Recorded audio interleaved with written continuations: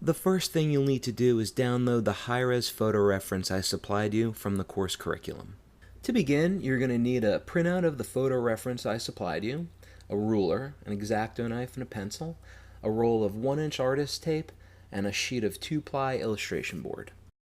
The first thing you'll need to do is prepare your illustration board to be painted on. Start by measuring your photograph. My photo's printed out on a piece of foam core to keep it rigid so it looks good in this video. Yours should just be a regular or glossy photo, but make sure it's no smaller than mine, which is 15 inches wide by 10 inches high.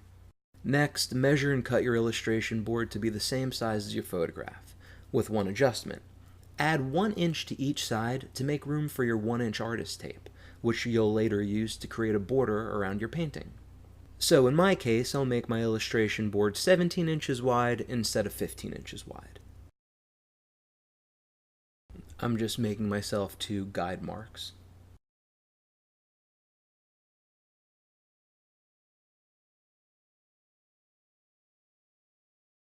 And I'll make a cut using an X-Acto knife. Next, measure the other side of your illustration board. Remember to add the 2 inches there as well, so instead of 10, it'll be 12 inches high. I've chosen to teach this course using illustration board instead of canvas for a few reasons. First, I think paintings come out looking far better on it than on canvas.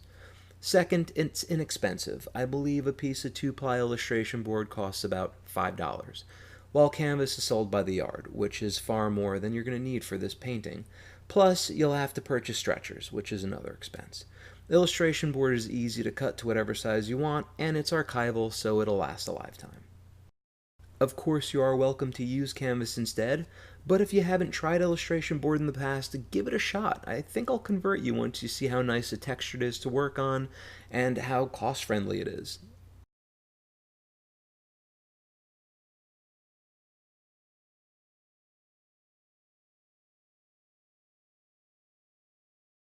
When you're finished cutting, you should be left with a piece large enough to fit your photo reference on, leaving exactly 1 inch remaining on each side for your artist tape border.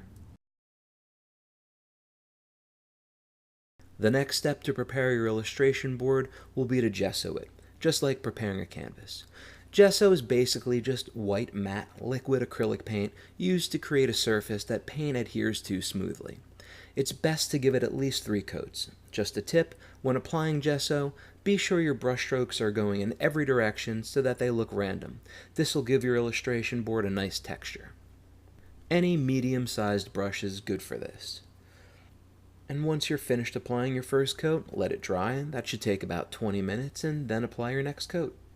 If your illustration board warps once the paint dries, just flip it over and paint a coat of gesso on the back. That usually makes it flatten out.